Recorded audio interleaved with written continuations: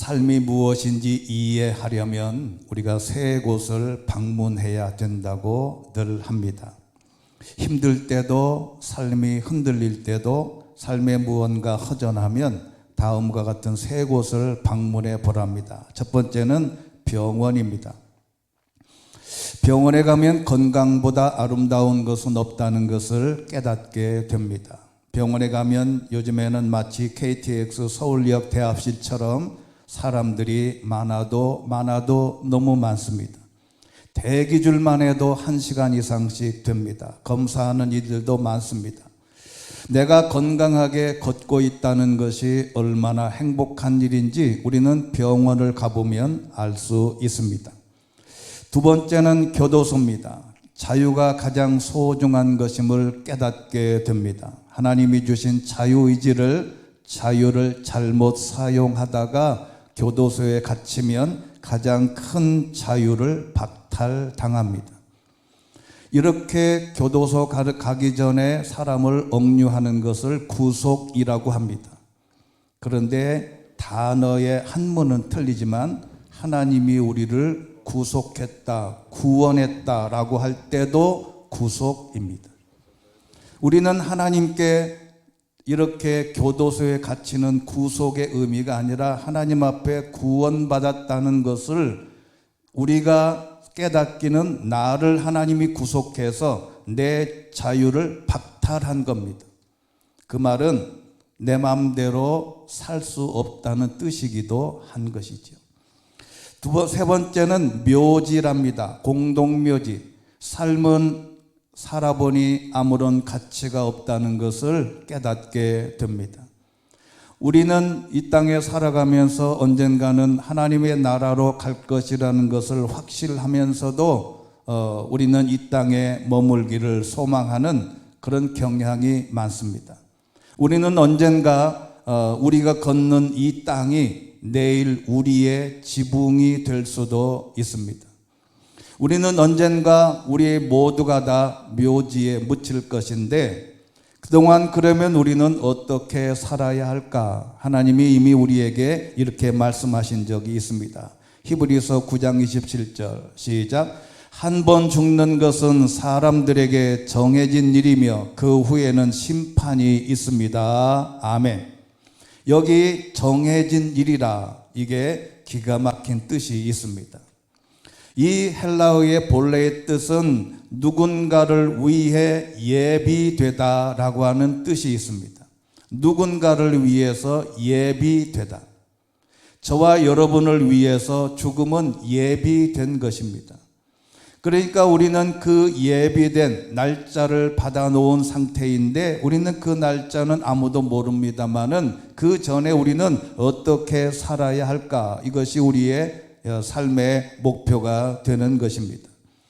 그래서 오늘 디모데후서 3장 1절부터 보면 말세의 징후를 분별하라.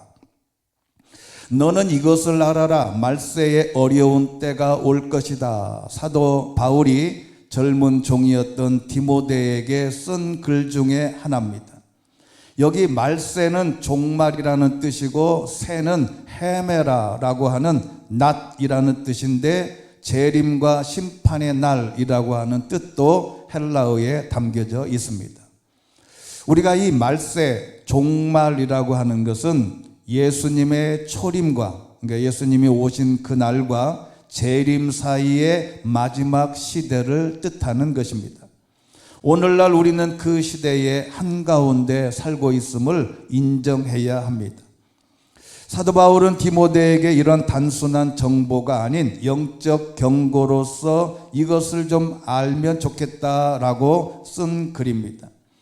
여기 헬라어에서 알고 있어라, 알아라 라고 하는 것은 영적 분별력을 유지하라는 뜻이 있습니다. 자, 그러면 말세에는 고통당하는 어려운 때가 된다.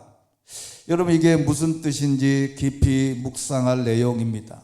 물론 그 당시에는 예수를 믿음으로 고백하면 어려움을 당하고 순교당하고 고통당하는 것을 의미하지만 우리가 알기로는 이 고통은 뭐냐면 정의와 신실과 정직과 하나님의 뜻에 맞게 살기가 어렵다는 뜻이에요. 여러분, 그 어려움을 느끼지 못한다면 우리는 이미 신앙인이 아닐 가능성이 많습니다. 내가 예수님을 잘 믿고 교회를 열심히 다녀보니 직장 생활하는데 아주 쉽다. 우리가 직장 생활하고 사람들하고 어울려 보니 우리는 예수 믿고 난 다음에 너무 쉽다라고 말하는 게, 그렇게 말하면 이미 우리는 신앙인이 아닙니다. 정말 우리가 하나님의 뜻대로 살려고 노력하다 보면 세상에 가서는 부딪힐 일이 한두 가지가 아니에요. 엄청 어렵습니다. 여러분, 그래서 이 시대를 분별하고 종말의 때에 일어날 현상들을 사도 바울이 그 옛날 디모데에게 자세하게 17가지를 언급했습니다. 오늘 그 2절에 한번 말씀을 같이 읽겠습니다. 시작. 사람들은 자기를 사랑하고 돈을 사랑하고 잘난 척하고 교만하고 하나님을 모독하고 부모에게 순종하지 않고 감사할 줄 모르고 거룩하지 않고, 이 종말의 때의 17가지를 오늘 성경 공부한다 생각하고 단어 하나씩을 묵상해 보겠습니다. 첫 번째는 자기 사랑입니다. 자신을 좋아하는 개념은 좋지만은 이 세상은 종말이 다가올수록 이기적인 사람들로 넘쳐난다는 것입니다. 지나치게 자기 유익에만 집중합니다. 이기적인 사람들이 너무 많아요. 인간 타락의 본성을 보여주는 것인데, 타인을 사랑하기보다는 자기를 더 사랑해서 자신에게 이익이 된다면 진리가 비진리가 되고 옳고 그름의 판단력이 없습니다. 세상은 자기 사랑, 이기적인 사람들로 가득 차게 된다. 이런 사회에서 신앙인이 가서 신앙생활할 때 얼마나 어렵겠습니까? 사람들에게 이타적인 사람으로 살기가 너무너무 힘들어요. 그래서 이기주의, 자기중심적인 판단, 감정 중심의 신앙은 결국 하나님의 자리에 자아를 놀려놓는 행위로 변질됩니다. 그래서 자기 사랑하는 사람이 너무너무 넘친다. 두 번째는 돈을 사랑하는 세상이 되더라. 디모데전서 6장 10절에 앞서도 사도 바울이 디모데에게 이렇게 말씀하신 적이 있습니다. 우리 같이 한번 읽겠습니다. 시작. 돈을 사랑하는 것은 모든 악의 뿌리다. 돈을 사모하는 어떤 사람들은 믿음에서 떠나 많은 고통으로 자기를 찔렀다. 아멘. 여기 돈을 사모하다 보니 사람들이 믿음에서 떠나서 뭔가 잘 될 줄 알았는데 떠나보니 여전히 고통으로 자기를 찔릴 수밖에 없다는 거예요. 돈은 세상을 움직이는 힘입니다. 돈, 황금 만능 시대가 된다는 것입니다. 돈이면 다 됩니다. 온갖 부정과 악한 일을 도모하면 돈이면 다 됩니다. 그리고 모든 범죄의 원인에는 돈이 있습니다. 제가 한번 질문을 해볼게요. 교도소에 가면 여자가 많을까요? 남자가 많을까요? 한번 생각을 해보세요. 교도소 가면 남자가 많을까요? 여자가 많을까요? 왜 남자가 많을 거라고 생각을 하나요? 남자 여자 반반인데. 근데 남자가 조금 더 많습니다. 근데 여자는 무슨 죄로 감옥에 갈까? 그 중에 제일 많은 게 사기랍니다. 여자들은 사기로 가는 범죄가 제일 커요. 근데 남자는 무슨 죄가 제일 많을까요? 남자는 살인과 사기와 도둑과 모든 범죄가 얽혀 있는데, 남자를 수사할 때 범죄하는 거 딱 두 가지만 보면 된답니다. 남자에게는 딱 하나는 여자, 하나는 돈. 여자하고 어떻게 얽혀져 있나를 조사하면 되고, 그 다음에 돈과 얽혀져 있는 거가 거의 다 대부분이에요. 그래서 쉽게 돈을 취하기 위해서 범죄하고 살인을 하고 어려운 일을 이렇게 감당하는 겁니다. 그런데 하나님은, 예수님은 이미 이렇게 우리에게 못 박아 주셨습니다. 마태복음 6장 24절 시작. 아무도 두 주인을 섬기지 못한다. 한쪽을 미워하고 다른 쪽을 사랑하거나 한쪽을 중히 여기고 다른 한쪽을 무시할 것이다. 너희가 하나님과 재물을 함께 섬길 수가 없다. 아멘. 여러분, 하나님과 재물을 함께 섬길 수 없다라고 하는 헬라어 문구를 보면요, 동등비교입니다. 동등비교, 동등비교.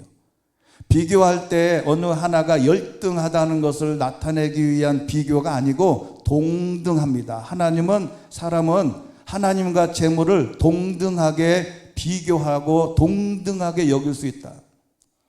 여러분, 공산주의 창시자 마르크스가 런던 도서관에서 세계적으로 제일 좋은 도서관이 런던 도서관입니다. 근데 저도 한번 거기를 가보고 싶은데, 거기서 10년 동안 공부한 결과 딱 하나를 성경에서 발견했는데, 오늘 마태복음 6장 24절이에요.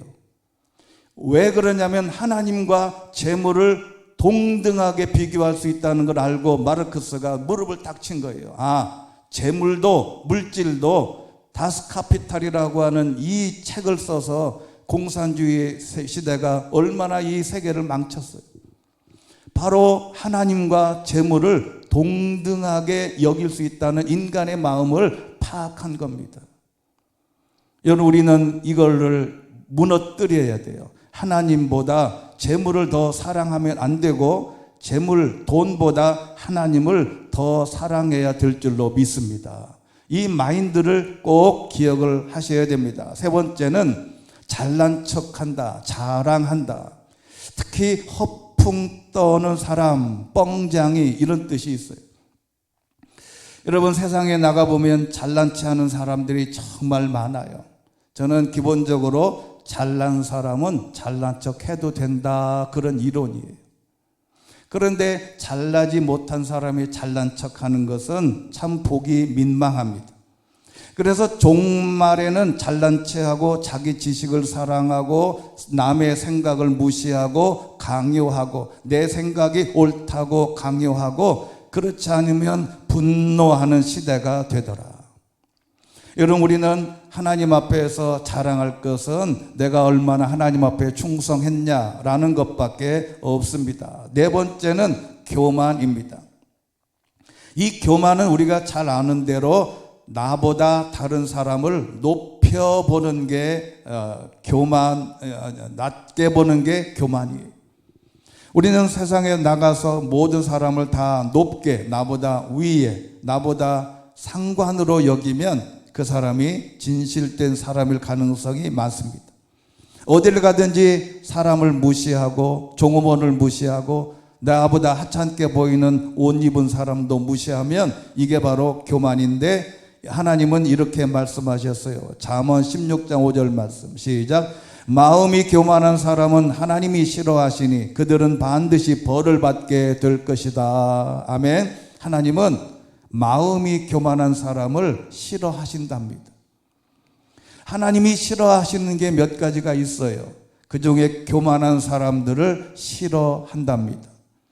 그래서 목이 곧아서 남을 업신여기고 하나님의 존재를 부정하는 것이 가장 큰 교만인데, 신명기 9장 13절에 보면 이스라엘 백성 유대인을 향해서 이렇게 말씀하신 적이 있어요.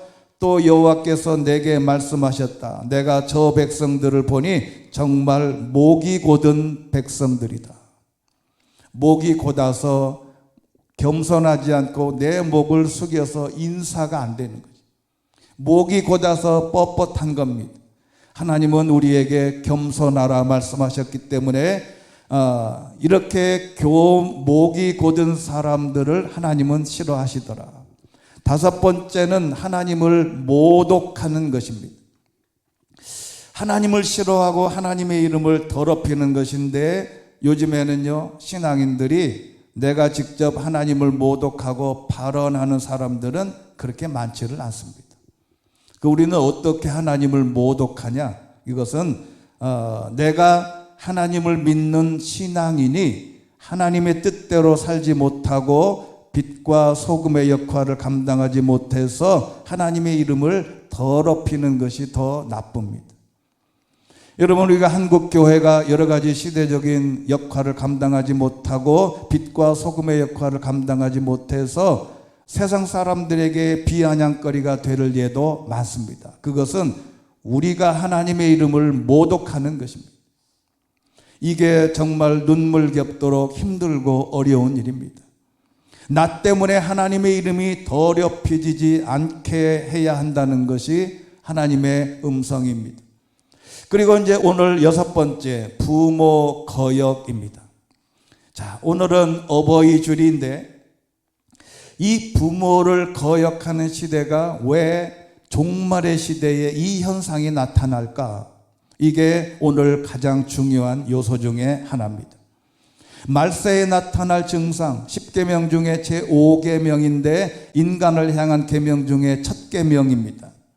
그런데 내 부모를 공경하라, 이것을 계명을 어길 것이다 라고 언급한 겁니다.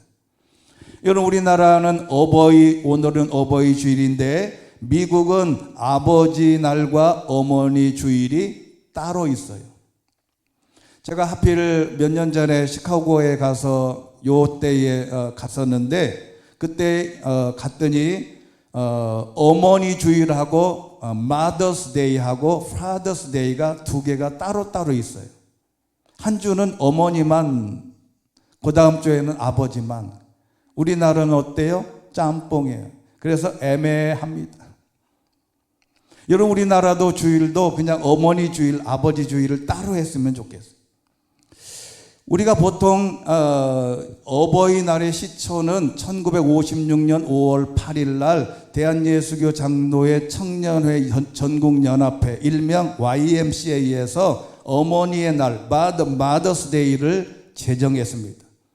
바로 이 어버이날이 기독교에서 시작됐다는 것은 일반적인 사람들은 잘 몰라요. 제사만 열심히 자기들은 지냈지 우리 기독교인들 보고 제사 안 지내는 저 불안당 같은 놈들이다 그러는데, 그게 아니라 기독교는 이미 살아계신 어머니의 날을 시초를 한 사람이 YMCA 기독교인입니다. 그래서 이 미국의 어머니 날의 영향을 받아서 가정과 사회에서 헌신하는 어머니의 사랑과 수고를 기리기 위한 날이었는데, 미국의 어머니 날은 1908년에 이렇게 만들어져서 1914년에 공식 국가 기념일로 지정이 됐습니다. 48년 전, 우리보다 빠릅니다. 그러다가 1960년, 70년대 가정에서 아버지 역할도 중요한데 왜 어머니만 기리냐? 사회적인 여론이 점점 커지기 시작을 했습니다. 효의 전통이 강한 한국 사회에서 부모 전체를 공경하자, 이런 움직임이 일어서 1973년 3월 30일 날 대한민국 보건사회부 고시 제 1973-21호로 어머니의 날을 어버이날로 바꿨어요. 그래서 지금까지 우리는 어버이날로 지키게 됩니다. 그런데 말세, 종말이 다가올수록 부모를 거역하고 순종하지 않고 대들고 무시하는 경향이 있더라. 여러분, 그 중에 하나가 우리나라에 이렇게 요양원 문화가 너무 발달되어 있습니다. 부모를 요양원으로 보내는 기이한 문화가 현상이 나타납니다. 우리는 제사를 지내고 죽어있는 부모는 열심히 제사를 지내고 살아생전에는 생선 한 마리도 구워드리지 않던 사람들이 제사 지내고 아버지가 돌아가시면 제사상이 부러지게 차려놓고 드시지도 못할 그 음식을 차려놓고 본인들이 다 먹어요. 여러분, 치매만 아니면 부모를 모시는 것이 우리의 성경적인 원리입니다. 이것이 부모 거역의 한 파트라는 것을 잊지 않으셔야 됩니다. 그런데 이미 부모를 공경하면 하나님이 이런 약속을 해 주셨습니다. 내 어머니와 아버지를 공경해라. 이것은 약속이 있는 첫 계명이다. 자, 왜 약속이 있는 첫 계명이냐면 10계명은 10계명이지 않습니까? 10계명 중에 1서부터 4번은 하나님과의 관계된 개념이에요.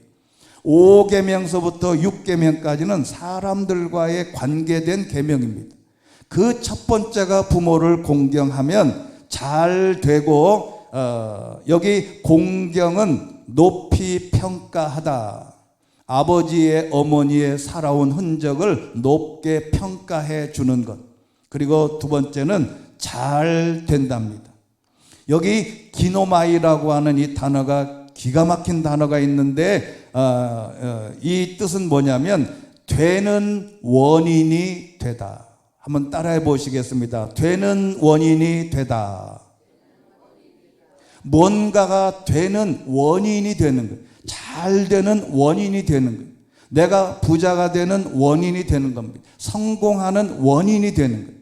그러니까 원인이 된다는 말은 하나님 앞에 인생을 잘 풀리려면 부모에게 잘하면 인생이 풀린다 그 말이에요. 여러분, 제가 이제 이런 성경을 보다가 이런 성경 구절은 없어요. 네 자녀를 잘 길러라 그러면 복이 된다 이런 말씀은 없어요. 왜 없을까요? 없는 이유는 그렇게 말하지 않아도 잘합니다. 자기 자식, 자기 자녀는 그렇게 말하지 않아도 목숨 걸고 잘해요. 그런데 자녀는 부모에게 못하니까 이 말씀을 하는 것입니다. 7번째는 감사할 줄 모른다. 고마움을 몰라요. 은혜를 모르는 버릇이 생긴답니다.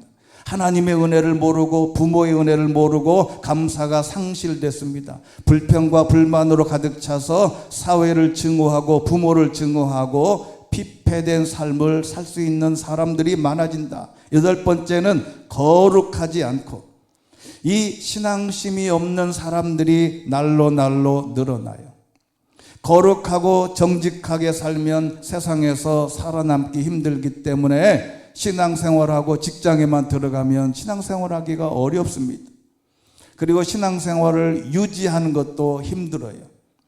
그 다음에 3절에 있는 말씀을 우리 같이 한번 읽겠습니다. 시작. 무정하고 화해하지 않고 남을 헐뜯고 무절제하고 난폭하고 선한 것을 좋아하지 않고.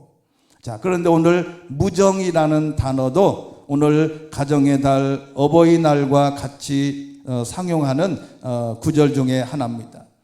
여기 무정이라고 하는 것은 바로 부모를 버리고 즉 친족 간의 무정한 마음을 말하는 것입니다.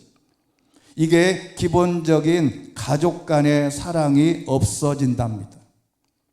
부모를 버리고 요양원으로 보내고 자녀를 버리고 가출하고 옛날에는 엄마가 자녀를 버리고 가출하는 예는 거의 없어요.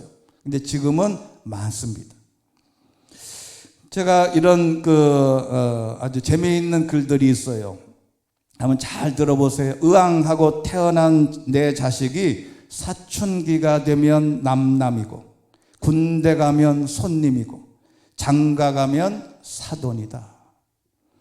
낳을 땐 일촌, 대학 가면 사촌, 제대하면 팔촌, 결혼하면 사돈의 팔촌, 애 낳으면 동포, 이민 가면 해외 동포.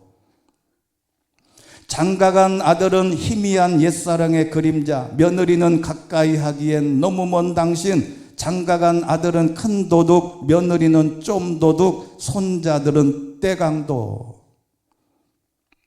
빚진 아들은 내 아들, 잘난 아들은 나라의 아들, 돈 잘 버는 아들은 사돈의 아들, 딸 둘의 아들 하나면 금메달, 딸만 둘이면 은메달, 딸 하나에 아들 하나면 동메달, 아들만 둘이면 목메달. 아들 둘 둔 엄마는 갈데 없는 처량한 노파, 딸 둘 둔 엄마는 해외여행 전문가랍니다. 딸 하나 둔 엄마는 딸네 집 설거지꾼, 아들 하나 둔 엄마는 양로원 신세. 재산 안 주면 맞아 죽고 반만 주면 쫄려 죽고 다 주면 굶어 죽는답니다. 여러분, 이런 글들이 왜 생기겠어요? 시대가 악할수록 말세를 갈수록 종말이 갈수록 가정을 파괴하려는 사탄의 계획 때문에 그렇습니다. 여러분, 이 무정하다고 하는 이 단어는 가족 간의 사랑을 회복하는 게 하나님의 뜻입니다.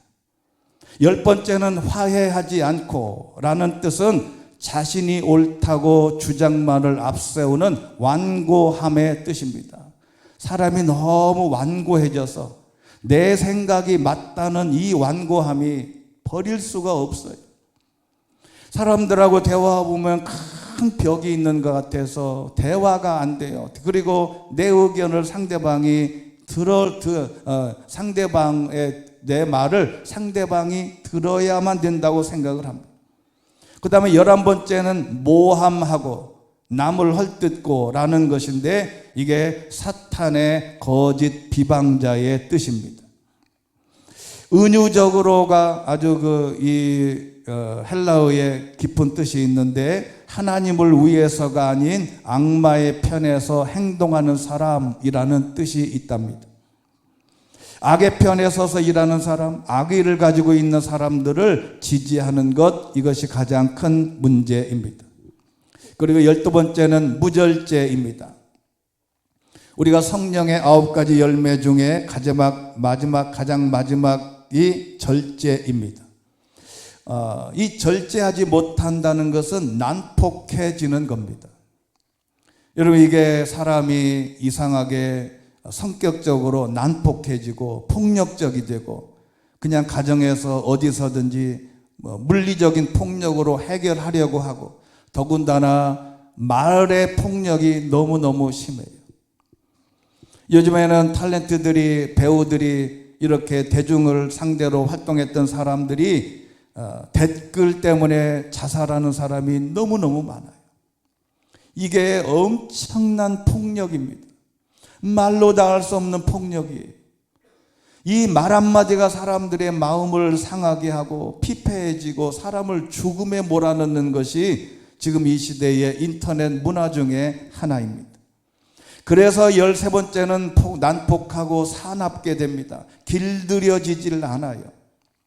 우리는 하나님의 말씀으로 길들여져서 하나님의 말씀으로 훈련받아야 합니다. 그래서 우리 말씀으로 우리 입에 재갈을 물리고 우리 언어의 행동에 하나님이 주신 선한 양심의 마음이 있어야 됩니다. 그리고 14번째, 선한 것을 좋아하지 않습니다. 여기 이 헬라어의 뜻도 선한 것을 좋아하지 않는 자라는 뜻인데 선과 선한 사람을 반대하는 사람이 많습니다. 제가 외국 사이트에서 하나 글을 읽다가 아주 기가 막힌 글이 하나 있어서 소개합니다. 모든 남자가 기억해야 할 10가지 냉혹한 진실. 그게 저도 남자니까 남자가 기억해야 할 10가지. 그래서 아주 제가 눈에 딱 띄어서 딱 읽었어요. 그랬더니 이런 말이에요. 아마도 세상에서 직접 전쟁터에서 살아야 하는 사람들이 남자의 속성을 이야기하는 것 같아서 너무너무 읽고 씁쓸했습니다. 자, 첫 번째는 착한 남자는 이용당하더라. 이 말이 무슨 말이냐면 남자들이 세상에 나가서 살 때 착하다 그러면 이용당한답니다. 두 번째는 수줍은 남자는 무시당해. 약한 남자는 학대당해. 유순한 남자는 밀려 누군가에게. 그 다음에 인내심 있는 남자는 착취당한답니다. 그리고 6번째는 무자비한 남자는 존중받는다. 자, 제가 왜 이 말씀을 하는지는 6번째 때문에 그래요. 7번째는 정직한 남자는 속고 충성스러운 남자는 당연하게 여겨지고 감정적인 남자는 조롱당하고 조용한 남자는 상대방이 깔보고 내려다본다. 그 중에 쓸만한 게 뭐가 있어요? 6번째가 존중받는다라는 것 딱 하나인데 누가 존중받냐? 무자비한 남자가 존중받는다. 여러분, 이런 구절을 딱 보면 너무 신기하지 않아요? 외국이나 우리나라나 어딜 가든지 남자가 무자비하고 폭력적이고 세고 그냥 아나무인으로 나가면 세상 사람들이 존중한답니다. 이런 사회가 잘못된 거죠. 우리는 하나님의 말씀으로 차라리 착하고 수줍고 약하고 유순하고 인내심 있고 정직하고 충성스럽고 감정적이고 조용한 남자가 존중받는 사회가 진짜 사회인데, 그런 사람들은 싸그리 다 무시당하고 폭력적인 사람, 이상한 사람이 존중받는 시대가 되면 안 된다는 겁니다. 이 10가지의 특징을 딱 보고 생각이 드는 생각이 무슨 말입니까? 착하게 살면 못 산다, 이 말이죠. 착하게 사는 사람이 잘 사는 세계가 될 수 있도록 우리가 기도해야 됩니다. 그 다음에 4절에 있는 말씀, 배반하고 무모하고 자만하고 하나님을 사랑하기보다 쾌락을 더 사랑한다. 여기 15번째, 배반한다. 은혜를 원수로 갚는 사람이 많아져요. 그 다음에 16번째는 조급한 성격의 사람들이 많아진다. 여러분, 세상은 앞뒤 가르지 않고 어떤 결정을 할 때 너무 조급해. 사람들이 급해요. 특별히 우리나라 사람들이 급해요. 너무 조급해. 지난번에도 한번 말씀드린 적이 있잖아요. 동남아에 가서 식당에 가면 식당 종업원들이 뭐 하나 주세요. 그러면 빨리 그러고 간대요, 저 주방으로. 왜냐면 한국 사람들이 오면 안 기다려, 못 기다려. 여러분, 우리가 중국집이나 이렇게 코스 요리가 나오는 집에 가보면요, 저도 이제 아는 분들하고 한번 가보면 이제 특히 남자들끼리 저기 그 코스 요리 나오는데 가면 안 돼. 왜냐하면 서먹서먹한데 그냥 한 그릇 뚝딱 하고 빨리 나와야 되는데 1차 뭐가 나오면 그냥 그걸 느긋하게 먹는 게 아니라 홀딱 마셔놓고 멀뚱하게 있는 거예요. 왜 빨리 안 와? 두 번째 빨리 와야지. 두 번째 갖다 놓으면 대화도 없이 그러다가 얼른 먹어치우고 가만히 멀뚱하게 있다가 세 번째 왜 안 나와? 빨리빨리 종업원 부르고 그래. 여러분, 우리가 현대의 많은 사람들이 이 조급함에서 물러나서 슬로우 천천히를 깊이 묵상하는 게 성경적인 원리인데, 종말이 갈수록 급해지는 것은 하나님이 원하시는 게 아니다. 저와 여러분도 늦게 천천히 뭐든지 조급하지 않게 되시기를 주의 이름으로 축원합니다. 17번째는 쾌락, 하나님보다 쾌락을 더 사랑한다. 이 쾌락의 종류는 요한일서 2장 16절에 있습니다. 시작. 이는 세상에 있는 모든 것들 곧 육신의 탐욕과 안목의 정욕과 세상살이의 자랑은 아버지에게서 온 것이 아니라 세상으로부터 온 것이기 때문입니다. 첫 번째, 육체의 욕망, 음욕, 탐욕, 이런 안일함, 자기 만족의 궁극적인 삶의 목적으로 삼는 이 가치관, 자기 몸의 욕구를 신처럼 하나님처럼 섬기는 태도. 두 번째는 안목의 정욕, 눈으로 보고 욕심내는 것, 눈에 보이는 것을 집착하는 물질주의, 소유욕, 과시욕, 소비. 이미 우리의 조상 하와가 이렇게 했습니다. 창세기 3장 6절, 여자가 보니 그 나무의 열매가 먹기에 좋고 눈으로 보기에도 좋다. 여러분, 여자분들이 백화점에 아이 쇼핑을 간다 그러지요. 아이 쇼핑, 눈으로만 보는 쇼핑. 그렇게만 오면 괜찮은데 눈으로 보고 그 다음에 집에 와도 그게 늘 생각이 나요. 언젠가는 가서 다시 삽니다. 아예 안 보는 게 나아요. 그 다음에 이생의 자랑. 이생의 자랑은 자기 자랑, 성공, 중심 또는 지위, 권력, 명예, 재산, 학벌 등을 자기의 우월성을 자꾸 나타내려고 자랑하는 사람. 여러분, 우리가 사람을 만났을 때 자기 자랑만 안 해도 존중받습니다. 오죽하면 손자 자랑하려고 그러면 어떻게 한다고요?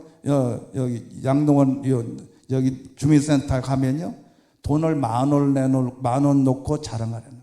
왜냐하면 그만큼 자랑하는 게 많아요. 근데 오늘에 있는 이 말씀을 왜 길게 하냐면 5절에 있는 말씀 때문에 그렇습니다. 우리 같이 한번 읽겠습니다. 시작.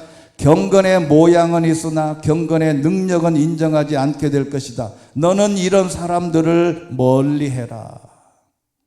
경건의 모양은 폼은 있어요. 저는 맨날 아침에 보면 교회가 그리고 폼은 있는데 경건의 능력이 없더라. 이미 예수님이 이렇게 말씀하신 적이 있어요. 마태복음 23장 27절 너희에게 화가 있을 거다. 율법학자와 바리새파 위선자들아 너희는 하얗게 칠한 무덤과 같다. 겉은 그럴 때 보이지만 속은 죽은 사람의 뼈와 온갖 더러운 것들로 가득 차 있다. 여러분, 이 세상에는 율법학자와 바리새인들이 너무 많습니다. 겉은 멀쩡한데 TV 나올 때는 멀쩡한데 속은 썩어 있는 부분들이 너무 많습니다. 그런데 이 사람들에게서 사도 바울이 디모데에게 하는 얘기는 이 사람들에게서 돌아서라, 멀리해라, 회피해라. 이런 사람들과 어울리지 마라, 함께하지 마라, 죄인의 자리에도 앉지 마라, 말도 섞지 마라. 그게 어디 있냐고요? 요한일서 1장 10절에 있습니다. 시작. 누구든지 여러분에게 가서 이 교훈을 전하지 않으면 그를 집 안으로 들이거나 인사도 하지 마십시오.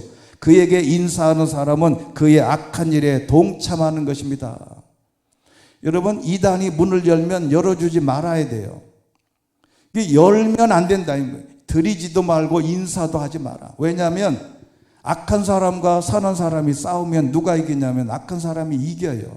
붙으면 안 됩니다. 자, 그러면 이렇게 종말에 다가올수록 하나님께서 사도 바울을 통하여 디모데에게 하신 말씀을 묵상했는데 전 세계에는 심판의 날 시계라는 게 있습니다. 미국에 있는 시카고 대학에서 처음 과학 표지에 나타난 이 시계인데 이게 바로 Doomsday Clock이라고 하는 이 시계입니다. 이게 뭐냐면 세계의 종말이 다가왔다. 12시가 종말이면 그 종말 시계를 어떨 때는 1초 앞당겼다 뒤당겼다 이렇게 하는데 2025년 현재 운명의 날 시계가 자정 89초 전이랍니다. 이 말은 지금 11시 58분 31초랍니다. 이제 89초만 있으면 세상은 종말이 온다. 경고하는 겁니다. 기후 또는 원자탄 그리고 우리가 내뿜는 모든 이산화탄소 그리고 자연훼손 그리고 바닷가에 한번 가보세요. 바다는 푸른데 가까이 보면 거기에 보면 이 플라스틱 병에다가 그 다음에 그물에다가 나 이 바닷가에 가보면 말도 못해. 여러분, 이런 게 최후의 종말이 89초 전이다. 1945년 일본 히로시마에 원자탄을 떨어뜨리기 전에 미국에서 여러 차례 삐라, 일명 말하는 삐라를 안내문을 그냥 마구 많이 뿌렸어요. 8월 6일 0시를 기점으로 50리 밖으로 피해라 피해라 피해라. 근데 사람들은 설마 하다가 그대로 맞고 그 당시에 24만 명이 되는 시민이 14만 명이 현장에서 즉사했어요. 안 죽은 사람은 죽을 때까지 몸에 원자 그 후유증으로 고생을 많이 했습니다. 가장 무서운 질병은 그래서 불감증이다. 이 불감증을 어떻게 하라고 예수님이 말씀하셨냐면 마태복음 24장 44절 시작. 그러므로 너희도 준비하고 있어야 한다. 생각지도 않은 시간에 인자가 올 것이기 때문입니다. 아멘. 우리는 늘 준비하고 있으면 된다. 하나 예를 들고 말씀을 맺겠습니다. 철학자 키에르케고르라는 사람이 종말에 대해서 이런 비유를 한 적이 있어요. 초만원 극장에서 이제 밖에서 불이 났어요. 이제 극장에서 이렇게 연극을 하는데 밖에서 불이 난 거예요. 그래서 불이야 그러면 소리 지르면 사람이 서로 나가려다가 발에 밟혀 죽게 될 거고 아비규환이 될 것을 생각하고 한 배우가 공연을 멈추고 사람들 앞에 서서 차분하게 이렇게 얘기했답니다. 여러분, 이제 불이 밖에서 났어요. 여러분, 지금 소리 밖에서 불이 났습니다. 웃으면서 여러분이 한꺼번에 뛰어나가시면 모두 죽어요. 출입구는 뒤와 좌우에 하나씩 있습니다. 출입구 가까이에 있는 분부터 차례로 나가시면 좋습니다. 자, 앞에서부터 나가세요. 그런 거예요. 근데 관중들이 그의 말에 아, 이것도 연극이구나 생각하고 아무도 안 움직이고 박수치고 깔깔거리고 웃어요. 아, 연극하라는데 돈은 안 내주고 왜 나가라 그러냐? 서로가 박수치기며 웃어요. 실제 상황입니다. 아무리 얘기해도 믿어주지를 않았어요. 연기가 스멀스멀 들어오고 불길이 순식간에 극장을 삼켜버렸다. 이게 키에르케고르가 종말론에 관한 이야기입니다. 여러분, 종말에 성경에 보면 소돔과 고모라가 롯의 사위들의 심판 메시지를 듣고 뭐라 그랬냐면 농담인 줄 알았더라, 개그인 줄 알았더라 이 말이죠. 여러분, 우리는 지금 종말의 시대에 살고 있습니다. 그 종말은 두 가지가 있어요. 개인의 종말과 인류의 종말. 개인의 종말도 아무도 모릅니다. 인류의 종말도 모릅니다마는 이 어려운 시기에 우리는 하나님의 말씀으로 순종하고 믿음으로 나가게 되면 인자가 밤중 2시에 오셔도 우리는 전혀 염려함 없이 하나님의 말씀으로 충실하며 살아갈 수 있게 되기를 주의 이름으로 축원합니다. 하나님 아버지, 오늘도 저희들이 어버이 주일을 맞이해서 세상 많은 사람들이 풍조에 휘말려 어머니 아버지를 무시하고 어머니 아버지의 효도를 하지 못하는 시대가 된 것을 성경에서 확인해 봅니다. 하나님, 이런 말세의 징조 속에서 영적으로 분별하게 허락하여 주옵소서. 자기 사랑과 쾌락의 유혹에서 벗어나 오직 하나님을 사랑하는 자가 되게 하시고 겉모습만 있는 것이 경건이 아니라 삶의 자리에서 능력 있는 경건으로 살아가게 하옵소서. 우리 안에 성령의 역사로 말미암아 다시 살아나고 다시 세워지게 하여 주시옵소서. 예수 그리스도의 이름으로 기도드리옵나이다. 아멘.